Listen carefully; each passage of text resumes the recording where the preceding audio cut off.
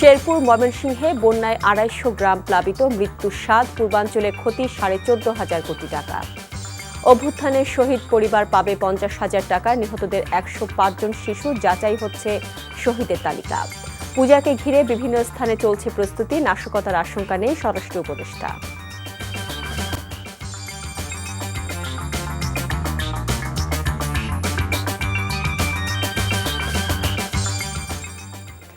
আসসালামু আলাইকুম, মোহসেনা শাওন আপনাদের সবাইকে আমন্ত্রণ জানাচ্ছি এনটিভি রাতের খবরে। ক্রাউন সিমেন্ট শিরোনাম দেখছিলেন, এবার পুরো খবর।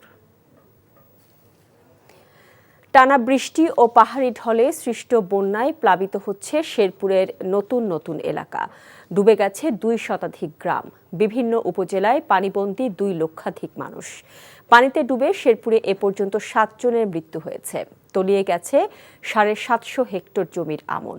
অন্যদিকে বন্যায় ময়মনসিংহে প্লাবিত হয়েছে অর্ধশতাধিক গ্রাম। শওকত করিমের ডেস্ক রিপোর্ট।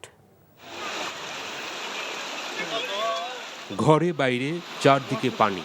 ভয়াবহ বন্যায় ভাসছে খাল, বিল, নদী আর পাহাড় জঙ্গলে ঘেরা শেরপুর। টানা বৃষ্টি ও পাহাড়ি ঢলে আকস্মিক বন্যায় বেড়েই চলেছে বানের পানি। বাড়ছে পানিবন্দী মানুষের সংখ্যা। আশ্রয় কেন্দ্রে ছুটছে বানভাসীরা।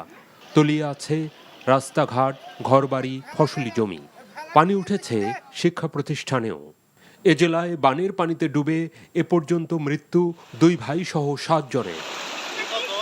৩০ থেকে ৪০ বছর বয়স হয়েছে, আমরা এরকম বন্যা দেখি না। বন্যায় রাস্তাঘাট সব তলে গেছে গা, হাজার হাজার একর জমিন সব পানির নিচে গেছে গা। আমন ধান নষ্ট হয়েছে, বিদ্যুৎ নাই, গরম পানি বন্দি, আমরা খাবার বিশুদ্ধ পানি নাই। ডুবে আছে সব, চুলা, নলকূপ। নেই সুপেয় পানি, খাবারের তীব্র সংকট। শেরপুরের ঝিনাইগাতির মহারশী নদীর বাঁধের 4টি স্থানে ও নালিতাবাড়ির চিল্লাখালী নদীর বাঁধের 2টি স্থানে ভাঙন। বাঁধ ভেঙে গেছে ভোগাই নদীর কয়েকটি স্থানেও। পানি ঢুকে পড়েছে নালিতাবাড়ি, ঝিনাইগাতি, নকলা, শ্রীবর্দী এবং শেরপুর সদরের 40টি ইউনিয়নে। আমরা দাঁড় করে ক্ষেত খোলা লাগাইছি, এখন সব বন্যায় খাই গেতেছে পাহাড়ি ঢলে। এখন কিভাবে কি চলবো, কি সমাচার, ভালো আল্লাহ জানে।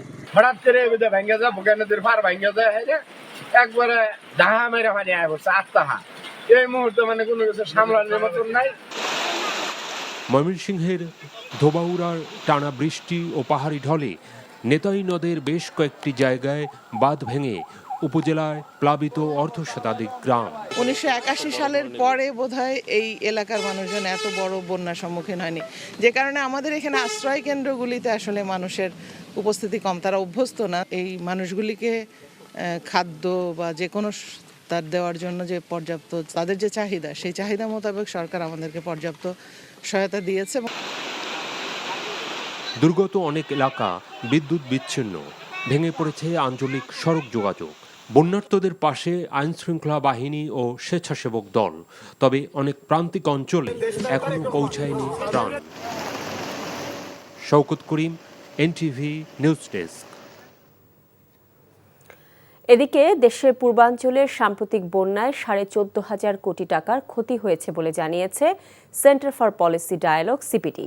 রাজধানীতে এক সংবাদ সম্মেলনে সংস্থাটি বলছে, সরকারের পক্ষ থেকে সমন্বয় না থাকায় ক্ষতির পরিমাণ বেড়েছে।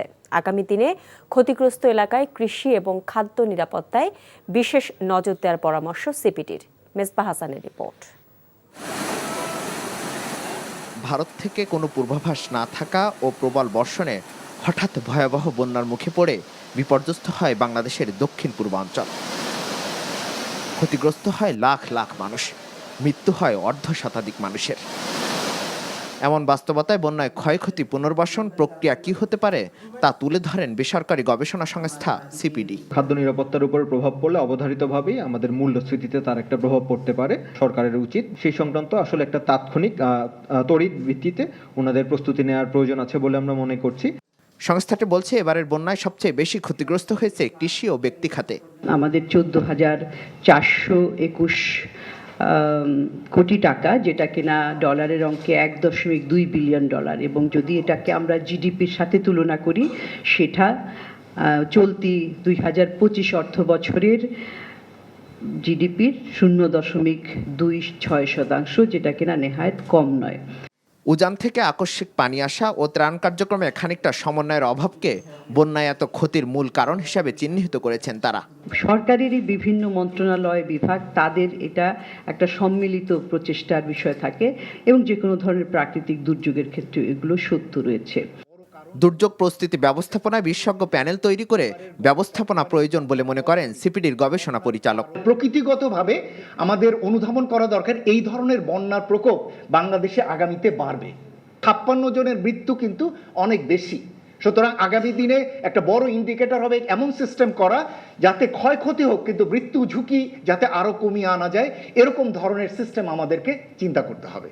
দেশে এমন দুর্যোগ বারবার আসতে পারে জানিয়ে আগেভাগেই প্রস্তুতি নেওয়ার তাগিদ দেন সিপিডির বিশেষজ্ঞরা। Misbah Hasan, NTV news, Dhaka. রাজনৈতিক মতাদর্শের ঊর্ধ্বে থেকে যে অফিসাররা সামরিক জীবনের বিভিন্ন কর্মকাণ্ডে যোগ্য নেতৃত্ব প্রদানে সফল হয়েছেন, সেসব কর্মকর্তার পদোন্নতির জন্য নির্বাচিত করার নির্দেশনা দিয়েছেন অন্তর্বর্তী সরকারের প্রধান উপদেষ্টা অধ্যাপক ডক্টর মোহাম্মদ ইউনূস। ঢাকা সেনানিবাসে সেনা সদর নির্বাচনী পর্ষদ 2024-এর আনুষ্ঠানিক উদ্বোধন করে প্রধান উপদেষ্টা এই নির্দেশনা দিয়েছেন। প্রথম পর্বের এই পদোন্নতি পর্ষদে বাংলাদেশ সেনাবাহিনীর কর্নেল ও লেফটেন্যান্ট কর্নেল পদবীর যোগ্য কর্মকর্তারা পরবর্তী পদোন্নতির জন্য বিবেচিত হবেন। প্রধান উপদেষ্টা পদোন্নতির জন্য অফিসারদের পেশাগত দক্ষতা, নেতৃত্বের গুণাবলী, শৃঙ্খলার মান, সততা, বিশ্বস্ততা ও আনুগত্যের উপর গুরুত্ব আরোপ করতে নির্বাচনী পর্ষদের সদস্যদের নির্দেশনা দিয়েছেন। এছাড়াও সৎ, নীতিবান এবং নেতৃত্বের গুণাবলী সম্পন্ন অফিসাররাই উচ্চতর পদোন্নতির দাবিদার বলে মন্তব্য করেন প্রধান উপদেষ্টা। নির্ভুল ও সতর্কতার সাথে যাচাই বাছাই শেষে শহীদদের নামের তালিকা করা হচ্ছে বলে মন্তব্য করেছেন জুলাই শহীদ স্মৃতি ফাউন্ডেশনের সাধারণ সম্পাদক বীর মাহবুবুর রহমান স্নিগ্ধ। বিকেলে রাজধানীর যাত্রাবাড়িতে জুলাই অভ্যুত্থানের শহীদ ও আহত পরিবারের সদস্যদের সাথে মত বিনিময় সভায় এমন মন্তব্য করেন তিনি। এ সময় তিনি আরও বলেন, পতিত সরকারের দোসররা রাষ্ট্রের বিভিন্ন কাজে প্রতিবন্ধকতা সৃষ্টি করছে। মত বিনিময় সভায় জাতীয় নাগরিক কমিটির আহ্বায়ক নাসির হোসেন পাটোয়ারি আন্দোলনে আহতদের চিকিৎসা ও নিহত পরিবারগুলোর পুনর্বাসনের দাবি জানিয়েছে। মত বিনিময় সভায় বক্তারা আরও বলেন, নতুন বাংলাদেশের সবাই বিভাজন ছাড়া বসবাস করতে চায়। পতিত সরকারের আমলে যারা গুম খুন করেছে তাদের বিচারের আওতায় আনারও দাবি জানান বক্তারা। প্রক্রিয়াটি এত কড়াকড়িভাবে করছি এবং সেই অনুযায়ী আমরা আমাদের পদক্ষেপ গ্রহণ করছি। জুলাই শহীদ স্মৃতি ফাউন্ডেশন সরকারের কোনো অংশ নয়, এটি একটি বেসরকারি প্রতিষ্ঠান এবং যেই সরকারি আসুক না কেন এই সংগঠন, এই ফাউন্ডেশন সবসময় এটি নিশ্চিত করার চেষ্টা করবে যে আমাদের বীর ভাইরা যাতে তাদের প্রাপ্য সম্মান এবং প্রাপ্য অধিকার যাতে যে কোনো সরকারের আমলে যাতে পায়। অতি দ্রুত যে সকল শহীদ ফ্যামিলি এখনো পুনর্বাসন হয় নাই তাদেরকে পুনর্বাসনের ব্যবস্থা করতে হবে এবং যারা আহত এখনো সুচিকিৎসা পায় না, রাষ্ট্র অতি দ্রুত পদক্ষেপের মাধ্যমে সকল আহতের সুচিকিৎসা রাষ্ট্রের কাঁধে তুলে নিয়ে দায়িত্ব নিয়ে পালন করতে হবে। আর কয়েকদিন পরেই সনাতন সম্প্রদায়ের সবচেয়ে বড় ধর্মীয় উৎসব শারদীয় দুর্গাপূজার আনুষ্ঠানিকতা শুরু হবে। পূজার প্রস্তুতি উপলক্ষে ফরিদপুর, গাইবান্ধা সহ বিভিন্ন জেলায় চলছে প্রস্তুতি। প্রশাসনের পক্ষ থেকে সব ধরনের নিরাপত্তা দেওয়ার কথা বলা হচ্ছে। বিস্তারিত ডেস্ক রিপোর্টে। আগামী 9 অক্টোবর মহাষষ্ঠীর মধ্য দিয়ে শুরু হবে পূজার মূল আনুষ্ঠানিকতা, যা শেষ হবে 13 অক্টোবর মহাদশমী দেবী বিসর্জনের মধ্য দিয়ে। ফরিদপুরে এবার 727টি মন্দিরে দুর্গাপূজা অনুষ্ঠিত হবে। প্রতিটি মন্দিরে শেষ মুহূর্তের প্রস্তুতিতে ব্যস্ত রয়েছেন সবাই। এখন চলছে রঙের কাজ। পূজার কাজ আমরা শুরু করছি এবং অনেক দ্রুত চেষ্টা নিচ্ছি যেভাবে যত তাড়াতাড়ি সম্ভব কাজ এগিয়ে নেওয়ার জন্য। এবার নতুন চমক নিয়ে আসার চেষ্টা করা হচ্ছে এবং সবাই খুব উৎসাহিত। সুষ্ঠুভাবে এবং সুন্দরভাবে হওয়ার জন্য সর্বাত্মক সহযোগিতা আমাদের প্রত্যেকটা নেতাকর্মী সমস্ত মন্দিরের পাশে থেকে সহযোগিতা করে যাবে। ফরিদপুরের পুলিশ সুপার বলেন, শান্তিপূর্ণভাবে দুর্গাপূজা সম্পন্ন করতে সব প্রস্তুতি সম্পন্ন করা হয়েছে। সেনাবাহিনী, পুলিশ, র্যাব, আনসার সহ মোবাইল টিম কাজ করবে। পুলিশের পাশাপাশি আমাদের আনসার বাহিনী থাকবে, গ্রাম পুলিশ থাকবে, তার পাশাপাশি আমাদের সাদা পুলিশ পোশাকে, অর্থাৎ আমরা যেটা গোয়েন্দা নজরদারি বলি, সেই গোয়েন্দা নজরদারির জন্য আমাদের সাদা পোশাকে পুলিশ নিয়োজিত থাকবে। আসন্ন শারদীয় দুর্গাপূজা উপলক্ষে গাইবান্ধায় চলছে জোর প্রস্তুতি। প্রতিমা রং করা এবং মণ্ডপ তৈরির কাজে ব্যস্ত সময় পার করছেন আয়োজকরা। শিল্পীরা হাতের নিখুঁত রং তুলির আঁচড়ে ফুটিয়ে তুলছেন দেবী দুর্গার প্রতিমা। এবছর জেলার 7 উপজেলা ও 4টি পৌরসভায় মোট 553টি মন্দিরে শারদীয় দুর্গাপূজা অনুষ্ঠিত হবে। পরিস্থিতি ভালো হয়ে কারণে আমরা সবাই পূজা করতে পারি, কারণ আমরা মূর্তি তৈরি করতে পারি। আমরা এখন অনেক ব্যস্ততার মাঝে আছি, সব পূজা মণ্ডপে তো একই দিন ডেলিভারি দিতে হবে। নির্বিঘ্ন ও উৎসবমুখর পরিবেশে পূজা অনুষ্ঠানের জন্য ব্যাপক নিরাপত্তা ব্যবস্থা গ্রহণ করা হয়েছে বলে জানান গাইবান্ধার পুলিশ সুপার। পূজা উদযাপন কমিটির সাথে আমরা সমন্বয় সভা করেছি। বর্তমানে আমাদের গোয়েন্দা নজরদারি তৎপর রয়েছে প্রতিটা স্থানে এবং পুরা জেলাতে গোয়েন্দা কার্যক্রম চলমান আছে। এছাড়া ব্রাহ্মণবাড়িয়া, নেত্রকোনা সহ দেশের সব জেলায় সনাতন ধর্মাবলম্বীরা প্রতিমা ও মণ্ডপ তৈরির মধ্য দিয়ে দুর্গাপূজার প্রস্তুতি নিচ্ছেন। আহমেদ শরীফ, এনটিভি নিউজ ডেস্ক। আসন্ন দুর্গাপূজাকে ঘিরে নাশকতার কোনো শঙ্কা নেই। পূজা উদযাপন নির্বিঘ্ন করতে সব ধরনের ব্যবস্থা নেওয়া হয়েছে বলে জানিয়েছেন স্বরাষ্ট্র উপদেষ্টা অবসরপ্রাপ্ত লেফটেন্যান্ট জেনারেল জাহাঙ্গীর আলম। একই সঙ্গে তিনি জানিয়েছেন নিরাপত্তায় সার্বক্ষণিক পাহারায় থাকবে সশস্ত্র বাহিনীর সদস্যরা। নাহিদ প্রিন্সকে সাথে নিয়ে রিপোর্টে জানাচ্ছেন মুকসিমুল আহসান। দরজায় কড়া নাড়ছে বাঙালি সনাতন ধর্মাবলম্বীদের সবচেয়ে বড় উৎসব শারদীয় দুর্গাপূজা। উৎসবকে কেন্দ্র করে রাজধানী সহ সারা দেশের পূজা মণ্ডপগুলোতে চলছে শেষ মুহূর্তের প্রস্তুতি। বেশিরভাগ জায়গায় প্রতিমা গড়ার কাজ শেষ, চলছে সাজসজ্জার খুঁটিনাটি কাজ।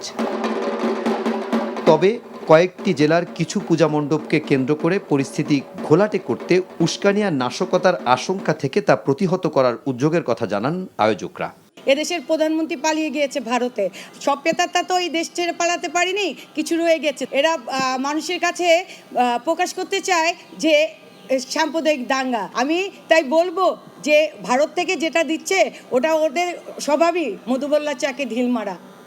আমরা যখন মারবো তারা আবার পালানোর পথও পাবে না। এদিকে পরিস্থিতি ঘোলাটে করতে যারা প্রতিমা ভাঙচুর করছে তাদের দ্রুত বিচারের আওতায় আনার নির্দেশ দিয়েছেন স্বরাষ্ট্র উপদেষ্টা। এই অপকর্মের সাথে যারা জড়িত তারা অবশ্যই বিচারের সম্মুখীন হবে। এরার সাথে যারাই জড়িত সবাই বিচারের সম্মুখীন হতে হবে। আমরা সবারই বিচারটা এনশিওর করার চেষ্টা করব। এরই মধ্যে দুর্গাপূজাকে নির্বিঘ্ন করতে দেশের সব জেলার ডিসিএসপিকে 8 দফা নির্দেশনা দেওয়া হয়েছে বলেও জানান তিনি। পূজা যেন নির্বিঘ্নে হতে পারে এই জন্য আপনাদের সবারই সাহায্য এবং সহযোগিতা দরকার। এই পূজা উদযাপনের জন্য আমরা সেনাবাহিনীকেও মোতায়েন করেছি, নৌবাহিনীকেও মোতায়েন করা হয়েছে, বিমান বাহিনীকেও মোতায়েন করা হয়েছে। এইবার এই জন্য আপনারা কোথাও কোনো ধরনের বাধা বিপত্তি আপনারা ফেস করবেন না। প্লাস আমরা এনটিএনসির মাধ্যমে যেন কোথাও কোনো কিছু হলে যেন সাথে সাথে খবর পৌঁছে যায়, ওই ব্যবস্থা তো আমরা করেছি। সব ধরনের উস্কানির বিরুদ্ধে সত্য ঘটনা তুলে ধরতে গণমাধ্যমকে সজাগ থাকার আহ্বান জানান স্বরাষ্ট্র উপদেষ্টা। Muksimul Ahsan, NTV news, Dhaka. বিএনপির ভারপ্রাপ্ত চেয়ারম্যান তারেক রহমান কবে দেশে ফিরবেন তা তার ব্যক্তিগত সিদ্ধান্ত বলে জানিয়েছেন বিএনপির আইন সম্পাদক ও সুপ্রিম কোর্টের আইনজীবী ব্যারিস্টার কায়সার কামাল। রোববার নিজ চেম্বারে সাংবাদিকদের প্রশ্নের জবাবে একথা বলেন তিনি। ব্যারিস্টার কায়সার কামাল বলেন, আইনি লড়াইয়ের মাধ্যমে মুক্ত হবেন বিএনপির ভারপ্রাপ্ত চেয়ারম্যান। আমরা দৃঢ়ভাবে বিশ্বাস করি বিচারকরা কোনো দলের হতে পারে না। গত 15 বছর ফ্যাসিস্ট রেজিমের এগেনস্টে বাংলাদেশের সবচেয়ে জনপ্রিয় এবং সর্ববৃহৎ রাজনৈতিক দলের নেতৃত্ব দিয়েছেন। স্বাভাবিকভাবে মানুষের প্রত্যাশা তিনি সহসায় দেশে ফিরে আসবেন। মাননীয় ভারপ্রাপ্ত চেয়ারম্যান সাহেব উনি ওনার স্বীয় সিদ্ধান্ত মোতাবেক দেশে আসার জন্য ওনার অবস্থান থেকে উনি সিদ্ধান্ত নেবেন, যথাসময়ে উনি সিদ্ধান্ত নেবেন। আর আইনগত বিষয়গুলা আইনি প্রক্রিয়ার মাধ্যমেই সেগুলাকে আমরা সলভ করব। সাবেক পরিবেশ ও জলবায়ু মন্ত্রী সাবের হোসেন চৌধুরীকে গ্রেফতার করেছে ঢাকা মেট্রোপলিটন পুলিশের গোয়েন্দা বিভাগ। সন্ধ্যায় রাজধানীর গুলশান এলাকা থেকে তাকে গ্রেফতার করা হয়। ডিএমপির জনসংযোগ ও গণমাধ্যম শাখা থেকে বিষয়টি নিশ্চিত করা হয়েছে। পুলিশ জানায়, ডিবির একটি দল বিকেল থেকে সাবের হোসেন চৌধুরীর গুলশানের বাসায় অভিযান চালায়। সন্ধ্যায় তাকে গ্রেফতার করা হয়। সাবেক এই মন্ত্রীর বিরুদ্ধে একাধিক মামলা হয়েছে। গ্রেফতারের পর তাকে ডিবি কার্যালয়ে নেওয়া হয়। এদিকে ঝিনাইদহের মহেশপুর সীমান্ত থেকে সাবেক মন্ত্রী নারায়ণ চন্দ্র চন্দকে আটক করেছে বিজিবি। প্রায় 2 বছর পর দেশে ফিরেছেন বিএনপির স্থায়ী কমিটির সদস্য ইকবাল হাসান মাহমুদ টুকু। রোববার দুপুর 2টায় থাই এয়ারওয়েজ বিমানের একটি ফ্লাইটে হজরত শাহজালাল আন্তর্জাতিক বিমানবন্দরে এসে তিনি পৌঁছান।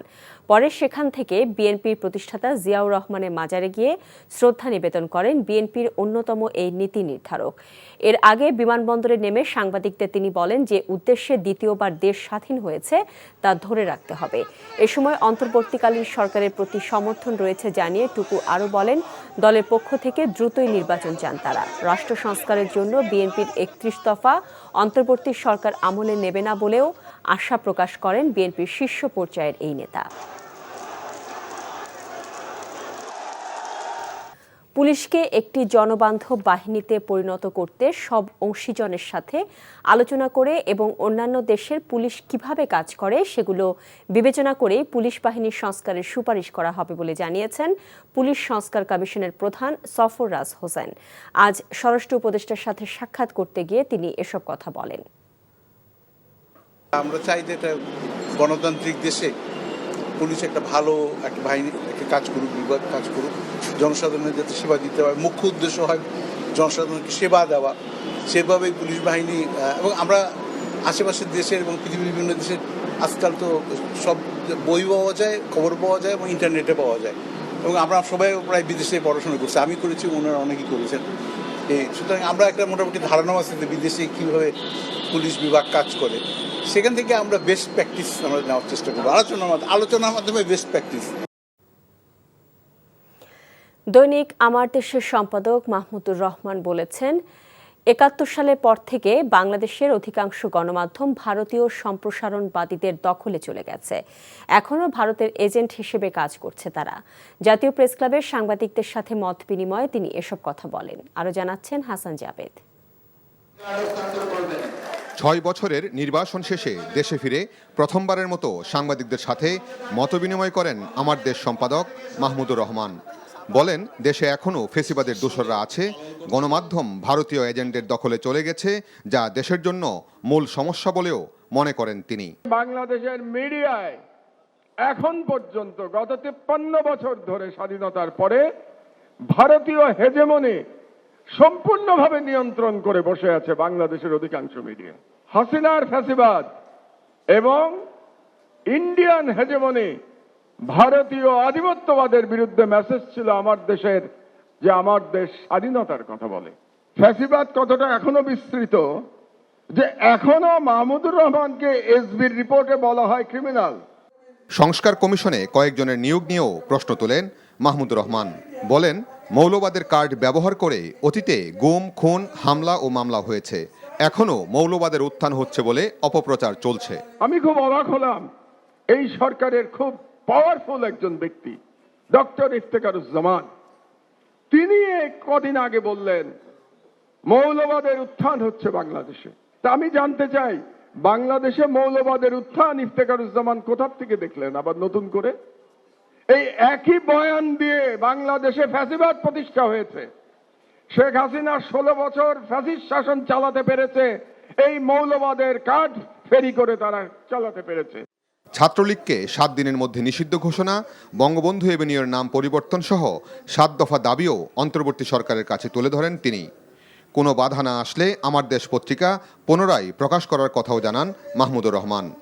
Hasan Jabed, NTV news, Dhaka. বাংলাদেশ ভারত সীমান্তে যে হত্যাকাণ্ড হয় বিশ্বের কোনো দেশে এমনটি নেই বলে মন্তব্য করেছেন বিএনপির সিনিয়র যুগ্ম মহাসচিব রুহুল কবির রিজভী। দুপুরে মৌলভীবাজারে জুড়ি উপজেলায় ভারতীয় সীমান্তরক্ষী বাহিনী বিএসএফের গুলিতে নিহত স্বর্ণা দাসের বাড়ির পাশে এক সভায় তিনি একথা বলেন। রিজভী বলেন, বিএসএফ গুলি করে নির্বিচারে হত্যা করলেও স্বৈরশাসক শেখ হাসিনা বরাবরই নিশ্চুপ ছিলেন। ক্ষমতার লোভে তিনি চাননি ভারতকে অখুশি করতে। পরে স্বর্ণা দাসের পরিবারের কাছে আর্থিক অনুদান তুলে দেন রিজভী। জেলা বিএনপির উপদেষ্টা শরীফুল হক সহ সিনিয়র নেতারা এ সময় উপস্থিত ছিলেন। বাংলাদেশ শিল্পকলা একাডেমির সাবেক মহাপরিচালক মোহাম্মদ লিয়াকত আলী লাকি সহ প্রতিষ্ঠানটির 24 জনের বিরুদ্ধে মামলা দায়ের করেছে দুর্নীতি দমন কমিশন দুদক। রোববার দুদকের সমন্বিত জেলা কার্যালয় ঢাকা 1-এর উপপরিচালক সুমিত্রা সেন এই মামলাটি দায়ের করেন। বাংলাদেশ শিল্পকলা একাডেমির নিয়োগ পরীক্ষার নম্বরপত্রে জালিয়াতি এবং প্রতারণার আশ্রয় নেওয়ার অভিযোগে এই মামলা দায়ের করা হয় বলে জানিয়েছে দুদক। আসামিরা লিখিত পরীক্ষায় অনুত্তীর্ণ প্রার্থীদের নম্বরপত্রে নম্বর বাড়িয়ে অবৈধভাবে 10টি পদে 23 প্রার্থীকে নিয়োগ দিয়েছেন বলে অভিযোগ করা হয়। আসামিদের মধ্যে একাডেমির পরিচালক প্রশাসন জাহাঙ্গীর হোসেন চৌধুরীও আছেন। বাংলাদেশের শহরাঞ্চলে বছরে 4 মিলিয়ন টন খাদ্য বর্জ্য উৎপাদন হয়, আর এ থেকে 10 million ton carbon die oxide এবং 3 মিলিয়ন টন মিথেন গ্যাস নির্গত হয়, যা পরিবেশের জন্য খুবই ক্ষতিকর। সকালে বিশ্ব সাহিত্য কেন্দ্রে খাদ্য বর্জ্য নিয়ে consumers association of Bangladesh cab আয়োজিত এক সেমিনারে এসব তথ্য জানান বক্তারা। তারা বলেন, বিশ্বে একদিকে খাদ্য সংকট, অন্যদিকে খাদ্যের অপচয়ের কারণে দিন দিন বাড়ছে খাদ্য বর্জ্য, যা পরিবেশের জন্য ঝুঁকিপূর্ণ। তাই টেকসই উন্নয়নের লক্ষ্যমাত্রা অর্জনের জন্য খাদ্য বর্জ্য হ্রাস করতে যথাযথ উদ্যোগ নেওয়ার দাবি তাদের। অনুষ্ঠানে উপস্থিত ছিলেন বাংলাদেশ নিরাপদ খাদ্য কর্তৃপক্ষের চেয়ারম্যান মোহাম্মদ জাকারিয়া।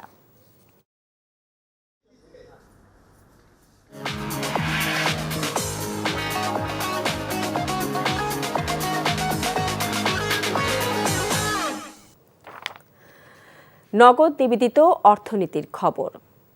চামড়াজাত পণ্য বিদেশে রপ্তানি করতে সরকার সব রকমের সহায়তা করবে বলে জানিয়েছেন অর্থ ও বাণিজ্য উপদেষ্টা ডক্টর সালেউদ্দিন আহমেদ। বিকেলে ট্যানারি ও চামড়া শিল্প সংশ্লিষ্ট সংগঠনের নেতাদের সাথে বৈঠক শেষে একথা বলেন তিনি। এক্সপোর্ট ডাইভার্সিফিকেশনের কথা বলছি না, এটা চামড়াটা একটা বড় একটা স্কোপ এবং তাদের নানাবিধ সম্ভাবনা আছে, সমস্যা আছে। এই সমস্যাগুলো আমরা আলাপ করেছি। তাদের যে ট্যানারিটা শিফট করা হয়েছে সাভারে, সেটার আপনার এনভায়রনমেন্টাল প্ল্যানগুলো এবং তাদের অর্থায়ন এবং তাদের চামড়া যে সার্টিফিকেশন যেগুলো দরকার বাইরে যেতে হলে, এইগুলো নিয়ে আলাপ করেছি। মোট কথা আমরা চামড়া শিল্প এবং চামড়াজাত দ্রব্য ফুটওয়্যার থেকে শুরু করে সেটা সম্ভাবনা এবং এক্সপোর্ট, এটা যেন একটা বড় একটা এক্সপোর্ট ইসের সেক্টর হিসেবে পরিগণিত হয়। জবাবদিহিতা নিশ্চিত না করে ভালো বীমা প্রতিষ্ঠানগুলোকে ধ্বংসের অপচেষ্টা করেছে বিগত সরকার, এমন অভিযোগ বীমা খাতের উদ্যোক্তাদের। রাজধানীর একটি হোটেলে সোনালী লাইফ ইন্স্যুরেন্স আয়োজিত লিডার্স ক্লাব অ্যাওয়ার্ড অনুষ্ঠানে এমন অভিযোগ করেন তারা। অনুষ্ঠানে বক্তারা বলেন, নিয়মিত প্রিমিয়াম পরিশোধ করেও দেশের লাখ লাখ মানুষ সময় মতো তাদের বীমা দাবি পায় না। সঠিক নজরদারিতে এনে এসব প্রতিষ্ঠানের বিরুদ্ধে কঠোর ব্যবস্থা নেওয়ার দাবি জানান তারা। এছাড়া অতীতের মতো আর কেউ অন্যায়ভাবে আর্থিক প্রতিষ্ঠান দখল করতে পারবে না বলেও আশাবাদ জানান বীমা খাতের উদ্যোক্তারা। শেরপুর ময়মনসিংহে বন্যায় 250 গ্রাম প্লাবিত, মৃত্যুর 7, পূর্বাঞ্চলে ক্ষতি 14,500 কোটি টাকা। এই ছিল রাতের খবরে। এই খবরের ভিডিও সহ আপডেট জানতে ভিজিট করুন এনটিভি অনলাইন www.ntvbd.com। এছাড়াও এনটিভি জনপ্রিয় সব অনুষ্ঠান ও খবরের আপডেট জানতে ভিজিট করুন আমাদের ইউটিউব ও ভেরিফাইড ফেসবুক পেজ। রাত 1টায় মধ্যরাতের খবর দেখার আমন্ত্রণ রইল। এতক্ষণ সাথে থাকার জন্য সবাইকে ধন্যবাদ।